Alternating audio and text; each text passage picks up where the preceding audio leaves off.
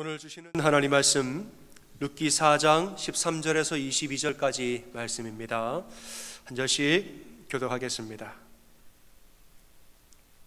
이에 보아스가 룻을 맞이하여 아내로 삼고 그에게 들어갔더니 여호와께서 그에게 임신하게 하심으로 그가 아들을 낳은지라. 여인들이 나오미에게 이르되 찬송할지로다. 여호와께서 오늘 내게 기업 물을 자가 없게 하지 아니하셨도다. 이 아이의 이름이 이스라엘 중에 유명하게 되기를 원하노라. 이는 내 생명의 회복자이며 내 노년의 복양자라. 곧 너를 사랑하며 일곱 아들보다 귀한 내 며느리가 낳은 자로다 하니라. 나오미가 아기를 받아 품에 품고 그의 양육자가 되니 그의 이웃 여인들이 그에게 이름을 지어주되 나오미에게 아들이 태어났다 하여 그의 이름을 오벳이라 하였는데 그는 다윗의 아버지인 이새의 아버지였더라. 베레스의 계보는 이러하니라. 베레스는 헤스론을 낳았고 헤스론은 람을 낳았고 람은 아비나답을 낳았고 암미나답은 나손을 낳았고 나손은 살몬을 낳았고 살몬은 보아스를 낳았고 보아스는 오벳을 낳았고 오벳은 이새를 낳고 이새는 다윗을 낳았더라. 아멘. 오늘 룻기 4장의 마지막 부분, 룻기의 마지막 말씀을 나누게 됩니다. 룻기의 시작과 끝을 오늘 보게 되는데 룻기의 시작과 끝은 굉장히 대조적입니다. 룻기의 시작은 사사시대에 시작을 하죠. 왕이 없던 사사시대로 시작해서 마지막에는 다윗이 태어나는 장차 위대한 왕이 태어나는 것으로 마무리가 됩니다. 또 흉년으로 시작했는데 추수 때로 마무리가 됐습니다. 또 처음에는 남편이 죽고 두 아들이 죽고 죽음으로 시작을 했는데 마지막에는 새 생명의 탄생으로 끝이 나지요. 처음에는 나오미가 나를 나오미라 하지 말고 마라라고 불러라. 나오미의 큰 슬픔에서 시작을 합니다. 그러나 마지막에는 이 다윗이 태어났으므로 너무너무 나오미가 기뻐하는 나오미의 슬픔에서 기쁨으로 끝이 난다는 말이에요. 그러니까 룻기의 처음과 마지막은 상당한 변화가 그 안에 있습니다. 이 모든 변화를 가능하게 한 것은 무엇이냐? 다름 아닌 하나님의 은혜인 줄로 여러분 믿으시길 바랍니다. 모든 변화를 가능하게 한 것은 하나님의 은혜다라. 그래서 룻기의 핵심은 하나님의 은혜입니다. 룻기의 핵심은 이 놀라운 변화를 인도해낸 분은 다름 아닌 하나님의 은혜. 몇 주 전에 한 설교에 의하면 하나님의 은혜의 날개로 그들을 품으사 보이지 아니하는 은혜의 날개로 인도하셨다. 이 은혜라는 겁니다. 근데 하나님의 어느 정도의 은혜냐? 말씀 보면은 사람이 가늠할 수 없을 정도로 놀라운 은혜입니다. 룻기에 나오는 하나님의 은혜는 사람이 감히 가늠할 수 없을 정도 너무나도 크고 놀라운 은혜가 나옵니다. 특별히 오늘 본문을 묵상해 보면 야, 하나님 은혜는 이거 사람이 감당할 수 없을 정도구나.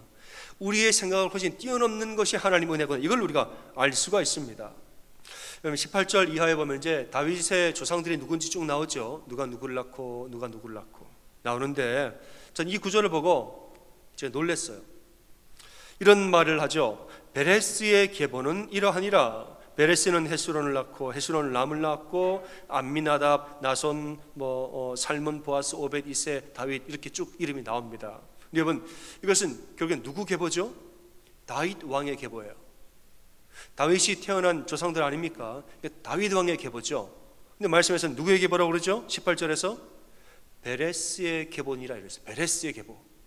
다윗의 계보인데 베레스의 계보래요. 근데 베레스가 누구냐? 이 깜짝 놀란다는 거예요.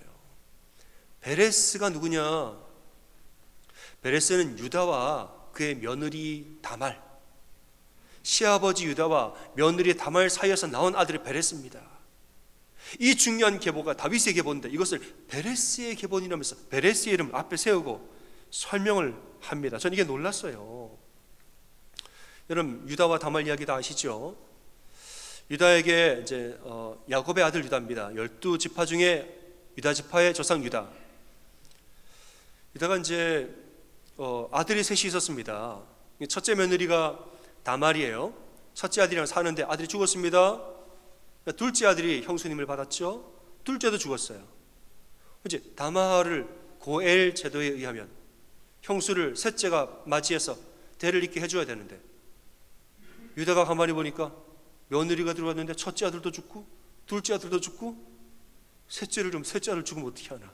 안 줍니다. 다말을 친정으로 가라고 그랬어요. 다말은 대를 이어서 아기를 낳아야 되는데 아들을 안 주니까 고심을 하다가 어느 날은 시아버지가 이 근처에, 나 있는 어디 근처에 오신다는 얘기를 듣고 다말이 매춘부의 복장을 하고 일부러 꾸민 거죠. 일부러 매춘부처럼 차림을 하고 시아버지를 유혹을 합니다. 그래서 시아버지랑 동침을 해서 나온 아이가 베레스란 말이죠. 그리고 이 계보를 말하기에 베레스의 계보래요. 전 이게 이해가 안 가는 거죠.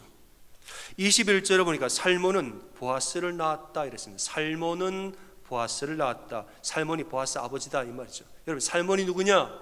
살몬은 라합의 남편입니다. 라합은 누구냐? 라합은 여리고 성의 매춘부였다는 거예요. 여리고 성에 있었던 매춘부였다. 다말은 매춘부인 척을 했다면 이 라합은 그냥 매춘부였습니다. 원어를 보면은 분명한 직업이었다는 거죠.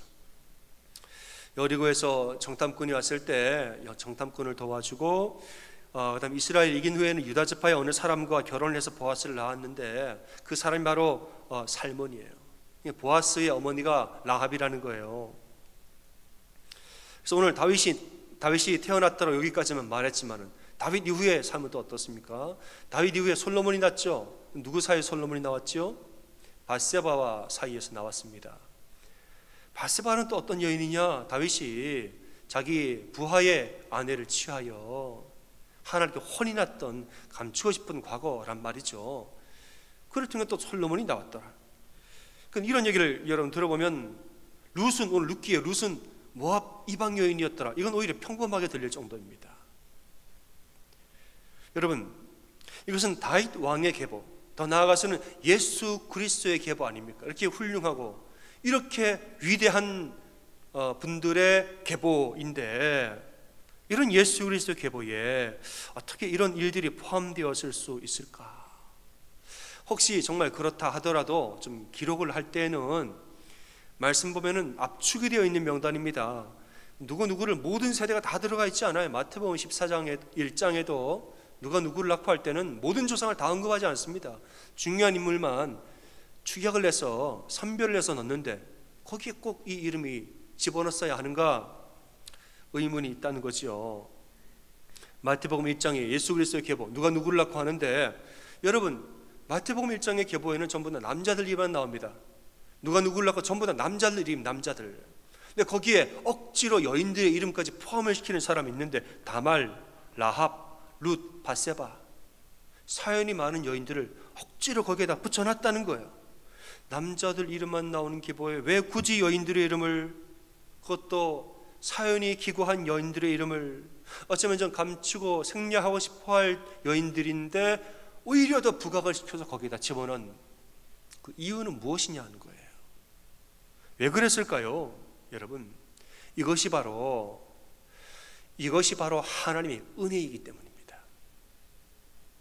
이게 바로 하나님의 은혜이기 때문에 이 하나님의 은혜를 말하고자 이름을 넣은 거예요. 그래서 베레스의 계보라고 말한 것입니다. 하나님이 완벽한 사람, 잘난 사람만 사랑하시느냐? 아니라는 거예요. 지극히 평범한 자도 사랑하시고 심지어는 연약함이 많은 사람, 사연이 많고 아픔과 상처가 많은 사람들까지도 하나님 다 사랑하시고 그들도 다 들어 쓰신다는 거예요. 예수 그리스도 계보에 훌륭한 조상만 있느냐? 아닙니다. 평범한 사람도 다 들어 쓰시고 사연 많고 상처 많은 사람들도 하나님 다 들어서 그들을 통해서 역사하신다는 거예요. 하나님 그릇을 만들 때 금그릇, 음그릇만 만드시느냐? 아닙니다. 질그릇도, 토기장이가 질그릇도 만듭니다. 사람들은 그릇을 볼 때 이게 금이냐 은이냐 만들어진 재료만 보고 판단하지만은 하나님은 그 그릇이 무엇을 담고 있느냐를 보고 판단하신다는 거예요. 여러분 믿으십니까? 저 사람은 금그릇인데 나는 질그릇이고 이 사람은 은그릇인데 나는 질그릇이고, 여러분 만들어진 재료가 무엇이냐 중요하지 않습니다. 하나님은 질그릇이든 무슨 그릇이든 간에 그 안에 보배가 있느냐 없느냐, 무엇을 담고 있느냐를 보시는 거예요. 라합이 매춘부였다 하더라도 그가 여호와 하나님을 두려워하고 이 정탐꾼들이 여리고 성에 들어왔을 때 라합이 고백을 하지요. 나는 너희의 하나님의 두려움을 익히 들어서 알고 있다고 신앙을 고백했습니다.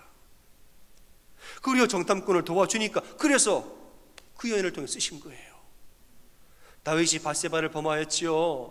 혼이 날 일이고 하나님 아주 화를 내셨죠. 그런데 그래 놓고 또 다윗이 돌아와서 진심으로 회개하고 죄송하다고 용서해달라고 상하고 통회하는 심령으로 회개하지 않았습니까? 그러니까 또 다윗과 밧세바를 더 쓰신 거예요. 우리 연약함이 어떠하냐 이게 중요한 게 아닙니다. 우린 다 연약하지요. 우리 중에 의인이 어디 있습니까? 하나도 없지요. 중요한 것은 내가 연약하다가 아니라 내가 누구를 닮아가고 있고 내 안에 내가 누구를 닮고 있느냐가 더 중요한 거예요.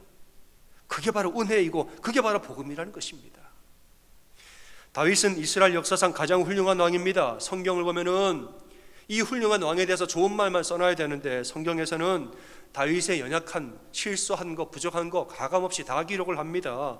밧세바 범했던 이야기, 울면서 막 회개한 이야기, 너무 힘들 때는 죽고 싶다고 막 응석을 부린 이야기, 말하자면 막 응석을 부리고 나 도와달라고 막 울부짖고 죽겠다고 막 얘기한 거, 이거는 시에 다 나오잖아요. 그런 이야기를 가감없이 성경에 다 실었습니다. 왜냐? 다윗의 그 연약함을 통하여서 하나님을 만났기 때문에, 다윗이 자기의 연약함을 통하여서 하나님을 만났기 때문에 다윗의 성공담을 쓰는 것이 아니라 다윗이 하나님을 만난 이야기를 쓴 게 성경이에요. 성경에서는 다윗의 능력을 높이지 않습니다. 다윗이 연약함 가운데도 하나님 만나니 다윗의 믿음을 높이는 거예요. 여러분, 이것이 복음입니다. 구원은 우린 다 받은 사람인데 구원은 공로로 받는 것이 아니라 은혜로 받는 것인 줄을 여러분 믿으시기 바랍니다. 구원은 내 잘남으로 받는 거 아니에요. 구원은 은혜로 받는 것이죠. 잘난 사람 구원받는 게 아니라 진솔하게 회개하고 간절하게 사모하는 자가 구원받는 것입니다. 금그릇, 음그릇이 구원받는 게 아니라 예수 그리스도를 품고 있는 자가 구원받는 거예요.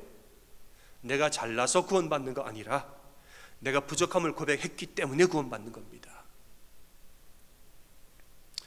여러분, 우리는 교회 올 때 물론 다 그렇지는 않겠지만 우리 마음에 이런 심리가 좀 있습니다. 뭐냐? 교회 올 때 완벽한 모습을 보이려고 노력을 하는 경향이 있습니다. 교회 갈 때 완벽한 모습을 보여야 한다, 좋은 모습 보여야 하고 잘난 모습만 보여야 한다, 그런 마음이 좀 있어요. 그래서 모든 일이 잘 될 때 혹은 여러분 마음이 좋을 때, 기쁘고 즐거울 때는 교회 가는 발걸음이 가볍죠. 오늘 교회 가야지, 기쁘니까 교회 가고, 참 가고 싶어요 교회를. 그런데 마음이 슬플 때, 속상한 일이 있을 때, 막 힘든 일이 있을 때, 막 기분이 다운되고 심지어는 우울해지고 막 마음이 이렇게 눌림이 있고 너무너무 슬플 때, 그때는 여러분 어떠세요? 내 컨디션이 안 좋은데 오늘은 교회 가지 말아야겠다, 이런 경우가 있단 말이에요. 여러분, 그게 아니라는 거죠. 그럴 때일수록 예배를 드려야 됩니다. 왜냐? 그때야말로 하나님을 만나는 예배가 될 수 있기 때문에. 내 마음이 아프고 상처받고 나의 연약함이 막 나오고 마음이 복잡하고 이럴 때 내 컨디션이 안 좋으니까 오늘은 교회 쉬어야겠다가 아니라, 그러니까 예배를 드리고 그러니까 주님 앞에 나아가서 예배를 드려야 합니다. 왜냐? 그 마음 가운데 은혜가 임하는 줄로 여러분 믿으시기 바랍니다. 은혜는 그럴 때 임하는 거예요. 하나님은 그럴 때 만나는 것이에요. 여러분 사시면서 너무 완벽한 자가 되려고 너무 노력할 필요 없습니다. 우리가 남들 앞에서 혹은 하나님 앞에서까지 너무 완전한 자고 완벽한 자로 되려고 너무 노력할 필요 없습니다. 살다 보면 사람은 다 연약한 존재라 연약함이 드러나기 마련입니다. 좀 그럴 수도 있지요. 그럴 수도 있어요. 우리의 연약함은 너무 감출 필요도 없습니다. 드러내지 말아야지, 들키지 말아야지, 말하자면 너무 이렇게 노력해서 감출 필요 없다는 거예요. 근데 또 반대로 너무 자랑할 필요, 너무 당당할 필요도 없습니다. 야, 나만 그러냐? 너도 그러지? 너도 나도 똑같은데 뭐 어떠냐? 이거는 마음이 완악한 거죠. 그건 교만한 거예요. 그러지도 말고 뭐 어떻게 해야 되느냐? 하나님 앞에 나의 연약함을 솔직하게 드러내놓고 기도로 올려드려야 되는 것이에요. 연약함을 감출 필요도 없고 너무 당당하게 완악하게 살 필요도 없지만 하나님 앞에 나의 연약함을 다 그대로 솔직히 드러내놓고 그래서 하나님 나를 도와주십시오 하고 기도로 올려드리는 거예요. 그럴 때에 은혜가 임하고 이때 임하는 은혜가 우리를 강하게 하는 줄로 여러분 믿으시길 바랍니다. 하나님께 솔직히 고백하고 나를 도와주십시오 하고 간절히 기도할 때 은혜가 임하고 그 은혜가 우리를 강건하게 하는 거예요. 내가 감춘다고 강건해지는 것도 아니고 억지로 막 내가 완고해진다고 강건해지는 거 아닙니다. 하나님 도우시고 은혜가 임할 때 강건해지는 거죠. 오래전 이야기입니다. 제가 전도사 시절에 저와 함께 교회 사역했던 동료 전도사님이 계세요. 그분은 저보다 좀 연배가 한 두어 살 많으신데 참 누가 봐도 전도사님 때부터 또 그랬어요. 모든 언행이 그냥 누가 봐도 목회자예요. 그분은 참 아주 언어하고 리더십도 있고 믿음도 좋고 설교도 잘하고 그냥 뭐 이분은 누가 봐도 목회자. 지금도 마찬가지. 지금도 목회를 아주 잘하고 계세요. 한국에서 아주 어떤 YG, 제가 알기로는 YG 엔터테인먼트 거기서 이제 연예인 연습생들 성경 공부시키고 연예인들 메시지 전하고 또 큰 회사를 찾아다니면서 복음을 전하고 방송 활동하고 목회를 그전에 목회도 아주 잘하셨고, 근데 이분이 한번 이제 우리 전도사 같이 지내던 시절에 설교를 통해 자기 간증을 한 적이 있습니다. 그 간증 은혜를 많이 받았어요. 이분이 이제 어느 주일날 예배를 마치고 점심 식사 시간에 식당에서 성도들과 밥을 먹고 있었죠. 이분이 언행이 너무 훌륭하니까 식당에 들어가서도 이제 다 인사를 하는 거예요. 안녕하세요. 아주 웃으면서 밝게 너무너무 아름답게 친절하게 손잡아 아유 잘 지내셨어요 이러면서 그랬고요 애기도 이쁘다 이러면서 정말 누가 봐도 목사답게 전도사답게 막 그렇게 하면서 이제 인사를 하면서 뒷걸음을 이렇게 치면서 성도를 만나면서 인사를 가는 거예요. 가다가 뒤로 가다가 식당 앞에 어디가 이제 정수기가 있습니다. 한국의 정수기 아시죠? 무통이 위에 있는 거. 목사님답게 이제 인사를 하고 뒷걸음으로 가다가 정수기를 밀쳐가지고 떨어졌어요. 정수기가 소리가 요란하잖아요. 툭 쳐가지고 떨어지니까 정수기가 위에서 꽝 하고 떨어지고 물이 온 바닥에 쫙 하고 퍼진 거예요. 온 사람 밥 먹다가 사람이 깜짝 놀라서 다 봤습니다. 저 사람이 쓰러진 정수기를 보고 뒤통수에 시선이 나라고 꽂히는 거죠. 다 나를 보고 있고 이분이 너무너무 당황해가지고 얼굴이 굳었고 막 심장이 벌렁벌렁 거렸습니다. 그리고 자기도 모르게 뭐라 하는 줄 아세요? 이제 흉내를 낼까 말까 고민을 좀 했는데 안녕하세요 뭐 너무 이렇게 목사님처럼 하다가 뒤에 정수기 꽝 하고 팍 쏟아지고 산을 쫙 보고 하니 자기도 모르게 이런 젠장 이랬다는 거예요. 자기도 모르는 사이에 너무 당황하니까 이런 젠장 하고 말하고 아이고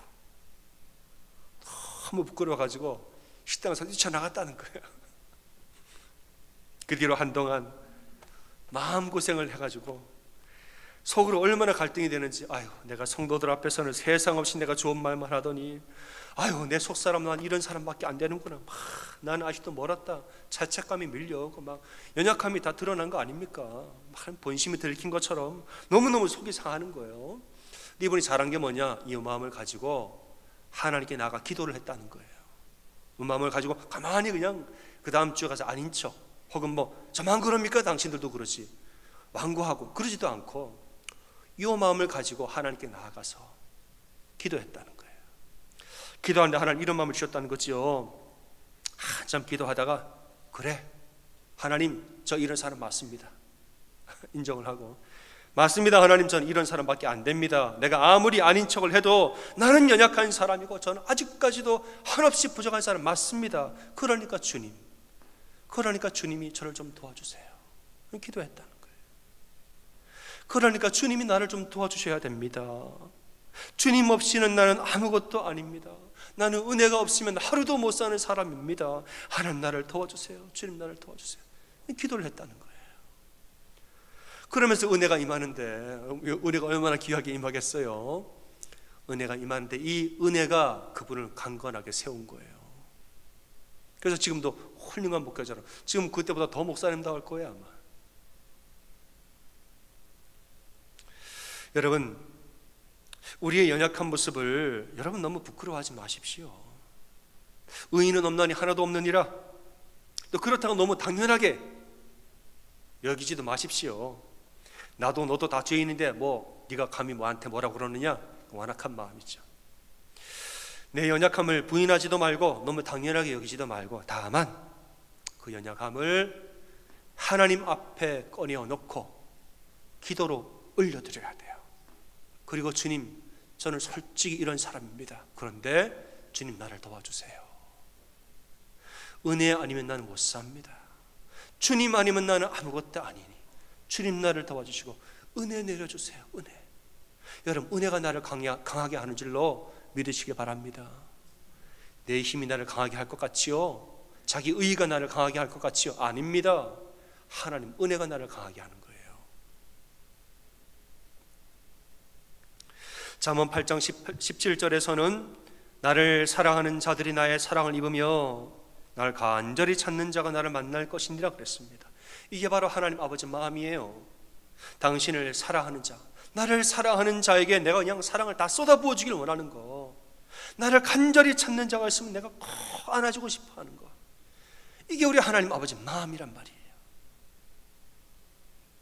그러니까 뭐 나는 부족하다, 나는 못났다, 이건 혼자 낙담하지 말고 하나님 앞에 나가서 간절히 찾으시길 바랍니다.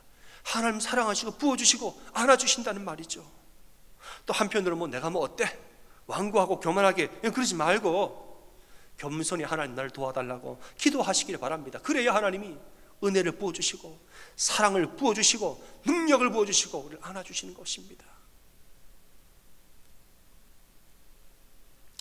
필리비안 씨의 책 놀라운 하나님의 은혜라는 책에는 1990년 6월달 보스턴 글로브에 실린 어떤 기사가 소개가 됩니다. 지금 한 30년 더 된 이야기죠. 거기 기사가 나오기를 어떤 그 결혼을 준비하는 한 여자가 있습니다. 이제 남편 될 어떤 형제와 함께 결혼을 준비하고 있었죠. 그래서 보스턴의 좋은 호텔에 가서 피로연을 준비하려고, 당시에 아주 고급 피로연을 준비하려고 13,000불을 들여 썼대요. 이제 결혼을 준비하고 있는데 어느 날 형제가 전화가 와가지고 미안한데 결혼을 좀 미루자, 내가 좀 다시 생각해봐야겠다, 파혼을 당했어요. 자매가 화가 나가지고 어떻게 이럴 수 있냐고, 피로연 장소를 돈을 이미 냈는데 피로연 장소의 매니저를 찾아가지고 막 구구절절 설명을 다 했습니다. 내가 지금 이랬고 저랬고 하니까 피로연 매니저가 아이고 얼마나 가슴 아프겠어요. 나도 그런 적 있는데 너무 힘들죠. 그런데 환불은 안 돼요. 그러더래요. 근데 환불은 안 되는데 그냥 결혼식을 하시든가 혼자서 밥 먹고 가시든가 해야 된다고. 자매가 어떻게 할까 하다가 결정을 하기를 보스턴에 있는 노숙자들을 초청을 해서 잔치를 열었다는 거죠. 쉘터 이런데 홈리스 있는 그런데 인비테이션을 다 보내가지고 초청을 해가지고 당일날에 그 시간에 노숙자들을 위해서 호텔에서 피로연을 했다는 거예요. 이게 기사가 나왔습니다. 그래서 이제 물어보기를 이런 생각을 어떻게 했느냐고 물어본 거예요. 일단 말하기를 자기도 옛날에 노숙자였던 경험이 있었습니다. 그러면서 자기 옛날 얘기를 하는 거예요. 이 자매님이 어렸을 때 미시간의 트래버시티에 있는 체리 농장에서 자랐다는 거예요. 제가 그래서 오늘 이 얘기를 하는 겁니다. 여러분 트래버시티 다 아시죠? 그 체리 농장에서 어린 시절을 자랐다는 거예요. 부모님이 얼마나 보수적인지 뭐 음악 통제하고 코걸이, 치마 길이까지 재면서 아주 보수적으로 그러니까 맨날 싸우는 거예요. 어느 날은 아빠랑 크게 싸우고서 아빠 밀어! 그리고 그날 밤에 가출을 했다는 거지요. 디트로이트 시내로 가출을 해가지고 거기서 그냥 하룻밤 노숙을 해버린 거예요. 다음 날에 어떤 미성년자 소녀가, 이쁜 소녀가 있으니까 어떤 남자가 좋은 차를, 자기가 여지까지 본 차 중에 제일 좋은 차를 타고 와가지고 밥 사줄 땐 가자는 거예요. 맛있는 밥을 사주고 숙소를 알아봐주고 사람들이 그 사람을 사장님이라 부르더래요. 감사하다가 이제 뭐 이렇게 밥도 얻어먹고 며칠 지냈는데 그 다음에 뭐 알약을 주는데 마약이에요, 마약. 먹었는데 기분이 너무너무 좋았다는 거예요. 그러면서 속으로 생각하기를 집 나오기를 잘했다, 이렇게 사는 거지. 농장에 있어봐야 지루하고 너무너무 재밌고 즐겁다, 그랬다는 거예요. 얼마 후에 그 다음에 이제 이쁜 옷을 입히고 머리 염색을 시키고 화장을 해주더니 이제는 매춘을 시키더라는 거죠. 미성년자니까 돈도 많이 받고 재밌게 살았다는 거예요. 재밌게. 어느 날 우연히 우유를 마시다 우유팩 뒷면에 사람을 찾습니다, 자기 얼굴이 실려 있더래요. 화장을 했으니 못 알아보겠지 하고 그냥 무시하고 몰라 이러고 무시하고 지나간 거예요. 그들 1년이 지났는데 이제는 막 얼굴에 병색이 돌기 시작하고 몸이 아파지기 시작하고 일을 못하게 된 거죠. 사장한테 버림받고 이 자매가 노숙자가 됐습니다. 어느 추운 날 길거리에서 신문지를 덮고 자고 있는데 갑자기 고향 생각이 났습니다. 트래버시티, 벚꽃이 만발한 5월달의 트래버시티, 호수가 있고 잔디가 있고 나무가 있고 서핑을 하고 너무 아름다운 자연 속에서 그게 갑자기 생각이 막 나는 거예요. 그러면서 거기 뛰어다니는 강아지, 내가 공을 던지면 주워오는 강아지, 생각이 들면서 하나님, 제가 어쩌다가 집을 나왔을까요? 우리 집 강아지도 나보다 잘 먹고 잘 사는데, 이 고백을 했다는 거지요. 탕자와 똑같습니다. 그리고 마음에서 집에 돌아가야지 하는 마음이 생겼다는 거예요. 집에 전화를 했는데 집을 전화 안 받아요. 농장에 계시는지 2번 해도 안 받고 3번 해도 전화 안 받아요. 음성을 남깁니다. 엄마 아빠 저예요. 오늘 내가 집에 갈지도 몰라요. 버스를 타고 갈 건데 거기 가면 아마 자정쯤 될 것 같아요. 터미널에 엄마 아빠가 있으면 만나고 없으면은 그냥 버스에 다시 올라타서 캐나다까지 가려고요. 거기서 살 거예요. 메시지를 남겼습니다. 버스를 타고 가는 동안 7시간 걸렸대요. 속이 복잡합니다. 복잡한데 연습을 하는 거예요. 아빠 미안해요. 아빠 잘못이 아니에요. 다 내 잘못이니까 날 용서해줘. 이렇게 말해야지. 또 아빠 뭐 없으면 어떡해. 이것도 뭐 만나야 하는 말이지. 없으면은 쓸모가 없죠. 버스가 트래버시티 터미널에 들어가서 안내방송이 나옵니다.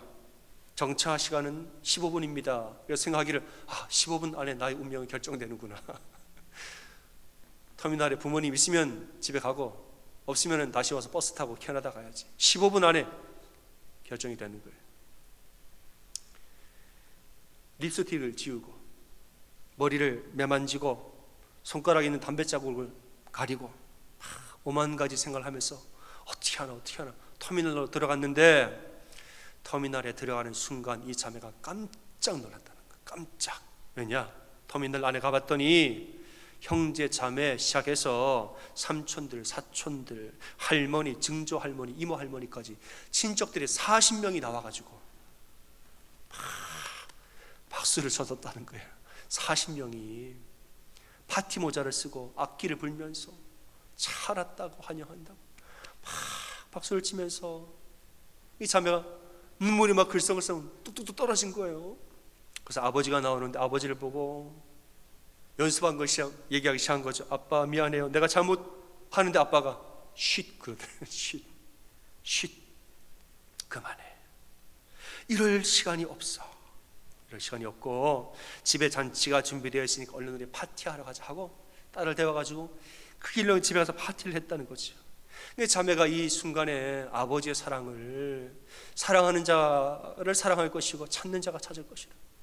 아버지를 찾아왔더니 꼭 안아주고 그냥 사랑을 40명이 쏟아부어 주는데 여기에 은혜를 받은 겁니다. 너무너무 은혜를 받고 이 은혜로 말미암아 마음을 다잡고 인생을 바로 살아서 보스턴에 가서 결혼까지 한 거예요. 여러분, 이 자매가 잘한 것이 무엇입니까? 아버지에게 돌아온 겁니다. 아버지에게 돌아온 거예요. 아버지에게 돌아와서 나의 연약함이 있지요. 본인 안에 연약함과 상처와 아픔이 있지요. 이것을 혼자 그냥 끌어안고서 난 이런 사람이다 낙담하고 지내지도 않고, 또 반대로 뭐 어떠냐 완고하게 막 교만하게 살지도 아니하고 연약함인 이걸 그대로 가지고 아버지 앞에 나와서 난 이래요, 나 도와주고 미안해요, 날 도와주세요.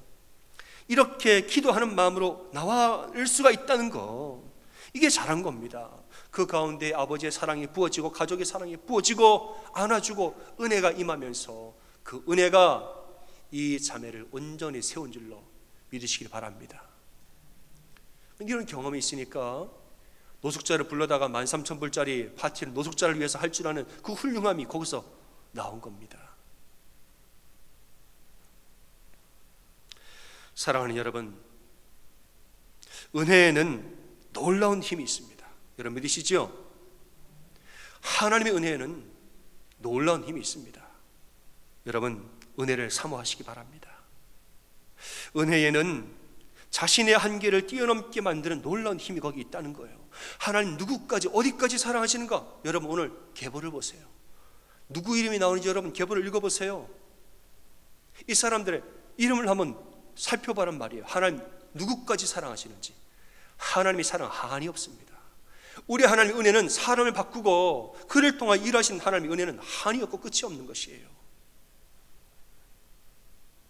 우리가 연약함에 낙담하거나 혹은 연약함을 감추거나 혹은 이 연약함을 완악함으로 막 드러내서 막 교만해지거나, 그럼요 여러분 우리는 자기 연약함을 못 뛰어넘습니다.